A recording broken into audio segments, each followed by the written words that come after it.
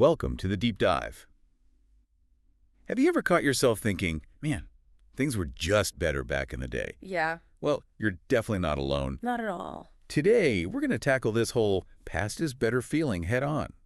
It really is fascinating how widespread this feeling is. Yeah. We've got all these global polls showing it's not just a few people, it's like a huge chunk of people Right. who actually believe life was better in the past. We've got a ton of articles and research to help us understand this. Yeah. Get this, almost 60% of Americans think life was better 50 years ago. Wow.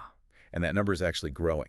It is interesting that it's not just, limited to the U.S. either. Right. International polls are showing similar results. Yeah. Like back in 2018, Pew Research Center did this survey across 27 countries. Okay. And in 15 of them, most people felt that their money situation was better 20 years before. So we've got like a global nostalgia boom happening, but why? Mhm. Is it just, rose-tinted glasses? Or is there something more to it? Well, I think our brains play a big role here. Okay. We have this tendency to romanticize the past. There's like a whole area of psychology dedicated to this. So it's not that we're just being stubborn or refusing to see the good in the present. Right. It's that our brains are actually wired to view the past in this way. Yeah, exactly. Like one key factor is what we call selective memory. Okay. Think about it. You probably remember how much you loved a toy as a kid. Right. But not the huge meltdown you had when it broke. Oh, for sure. Our brains do that. Highlight the good and downplay the bad, and this gets stronger over time. So the further we go back, the more our memories become these highlight reels. Yeah. Like the good old days, Yeah. but forgetting the struggles that were definitely there. Exactly. And this connects to another thing, what we call loss aversion. Okay. We as humans, we fear losing stuff Why? way more than we like getting new things. Makes sense. Change is scary because it might mean losing something, so our brains try to convince us things were better before all this change happened. So even if logically we know that's not always true, Right. our brains are like, nope, it was definitely better before. Yeah, exactly. The past feels safe, more comforting to our minds. I get it. But what about this idea of shifting baselines? Yes. Shifting baselines. It's a really interesting thing. Think about when you first got, high-speed internet. Yeah. At first, it's amazing, blazing fast. Right. But then it's just normal, and you're complaining about videos buffering. So true. That's your baseline for what's good has shifted. So as the world gets better, our expectations go up too. We adapt so fast we forget how good we actually have it. Exactly. And that lack of appreciation can make us long for the past. Yeah. We forget how tough things were, and we focus on what we think is missing now. So in a way, our progress makes us else impressed by new advancements because we're always comparing to this, like rising bar of expectations. Precisely. It's like we're on this treadmill of progress, always wanting more, never satisfied. Yep. Which can lead us back to that simpler time, Right. even if it wasn't actually that simple. Right. Okay, so our brains are messing with us, making the past seem better than it was.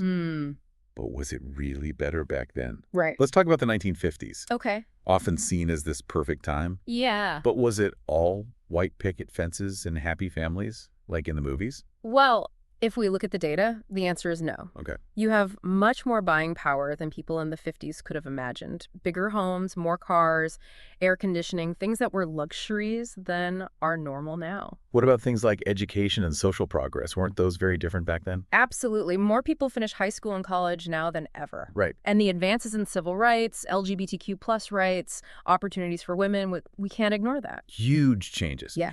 And if we look globally, hasn't the world made incredible progress in areas like poverty and how long people live? Totally. Extreme poverty has dropped massively worldwide. People live longer on average. Fewer people live under oppressive governments. These are big signs of progress. So it seems like we have this progress amnesia happening. We forget how hard things were because we haven't lived through it ourselves. Yeah. But then why this yearning for that simpler time? It's like a great question, and it takes us to a paradox. The fact we've progressed so much could be why we yearn for the past. Wait, so you're saying the better things get, the more we miss the old days. How does that make sense? It goes back to those shifting baselines. As life gets better, our expectations rise, too. We're less impressed with new advancements because we're always comparing to this higher standard. So we take for granted things that would seem like miracles to people in the past, like Imagine showing someone from the 1800s a smartphone. Exactly. They'd probably freak out. Right. But for us, it's just another gadget. We're so used to incredible technology, we forget how revolutionary it is. So we're almost victims of our own success. Our progress makes us less grateful, less appreciative. Maybe that's why we look back at a time when things seemed simpler. It's like we're always looking ahead to the next problem, and we forget how far we've come. This is where the great forgetting comes in. The great forgetting. What's that? It's a term coined by historian Thomas Berry, describing how, as humans got more tech-savvy, we became less connected to the natural world and the natural rhythms of life. So it's not just about forgetting hardships. It's a deeper loss of connection. How does that relate to nostalgia?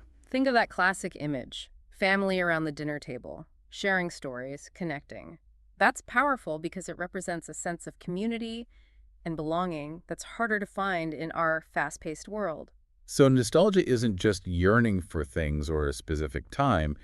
It's yearning for a way of life, values that we think are lost. Exactly. And this is where things get interesting, because nostalgia isn't always bad.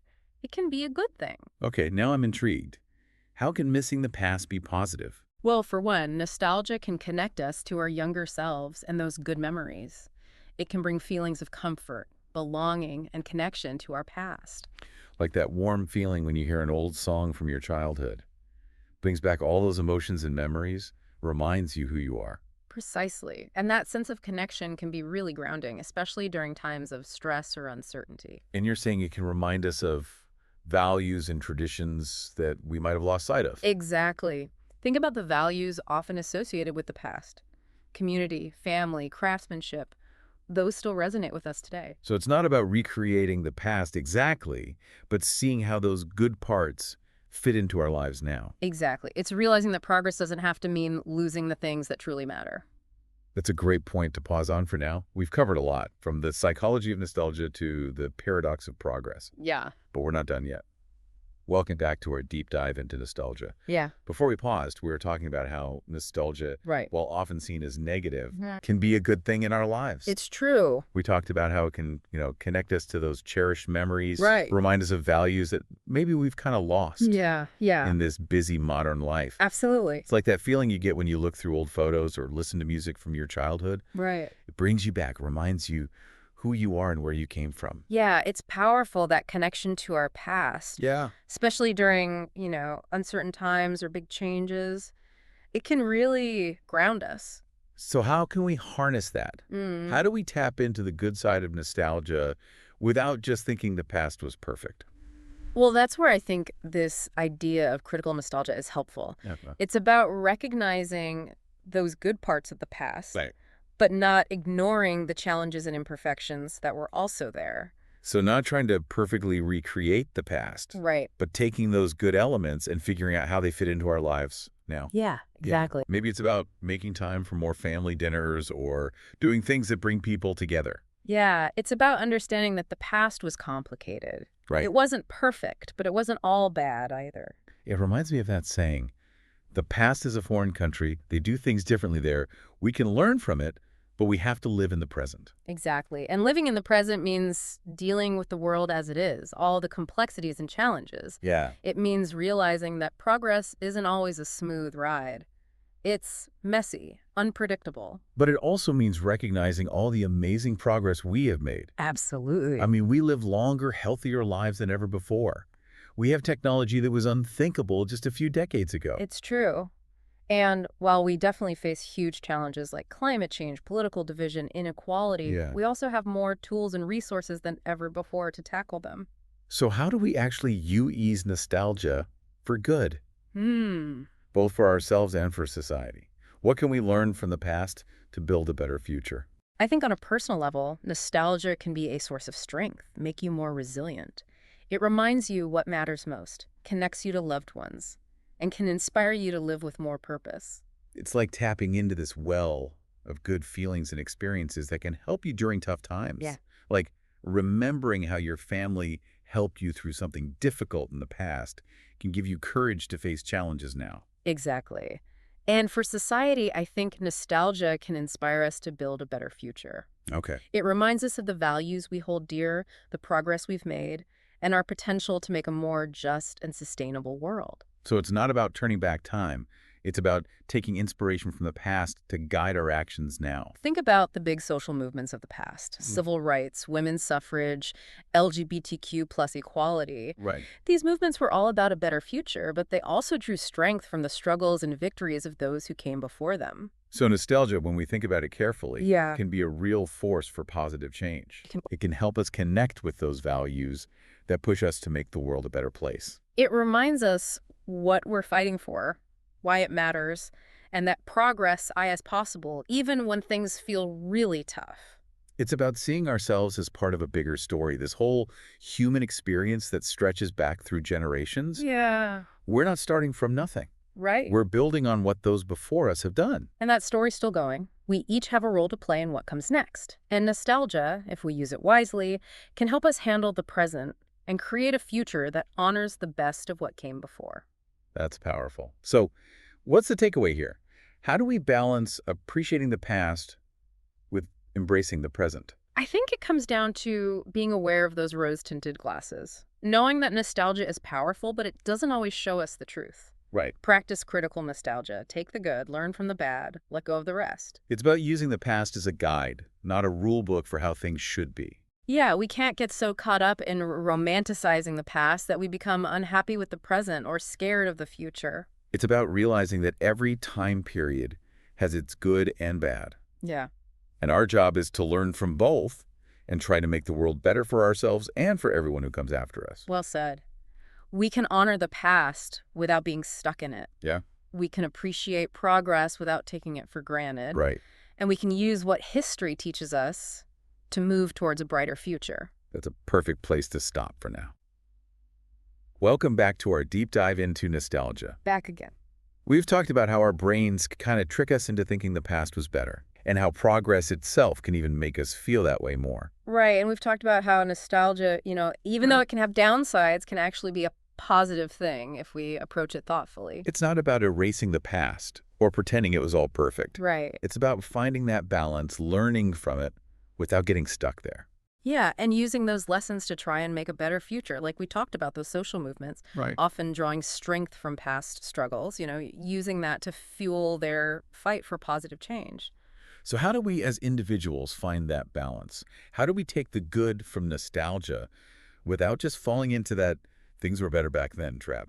I think it starts with just being aware, recognizing that nostalgia is a powerful emotion, but it doesn't always line up with actual historical accuracy. Like those rose-colored glasses we talked about. Yeah. They make things look good, Yeah. but they distort how we see things. We got to take them off sometimes and see the world for what it is. Exactly. That's where critical nostalgia comes in.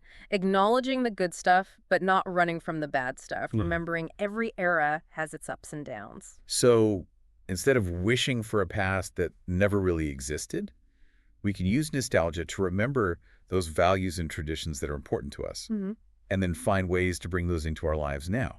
Exactly. Maybe it's about having more family dinners, reconnecting with old friends, or finding ways to slow down and appreciate the simple things, taking those good feelings and turning them into something positive. So not recreating the past, but bringing the best parts forward. What about the bigger picture? How can society use nostalgia to build a better future? I think it starts with remembering where we came from.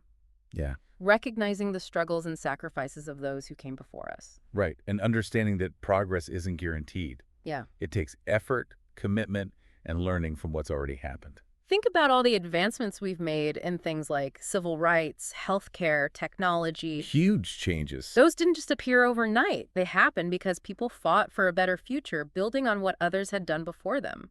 So nostalgia, when we really think it through, can be a powerful motivator for change. It can remind us what we can achieve when we work together towards a shared goal. And it can help us avoid repeating the mistakes of the past. Yeah. By understanding the challenges our ancestors faced, maybe we can find ways to deal with similar challenges in our time. It's realizing we're all part of this ongoing story, this human experience that goes back generations. Yeah. We inherit the good and bad from those who came before us. Right. And it's our job to learn from it all and create a future we can be proud of. Exactly. The past isn't something to be scared of or put on a pedestal. It's a source of wisdom and inspiration. It It reminds us we're not alone in this, Yeah, that even when things are tough, progress is still possible. that's a great point to end on. So listeners, what are your thoughts on this whole nostalgia thing? Yeah, what stands out to you? Share your ideas in the comments. And if you like this deep dive, don't forget to subscribe and like for more. Thanks for listening to VSOW. Until next time, keep learning, keep thinking, and keep those minds sharp.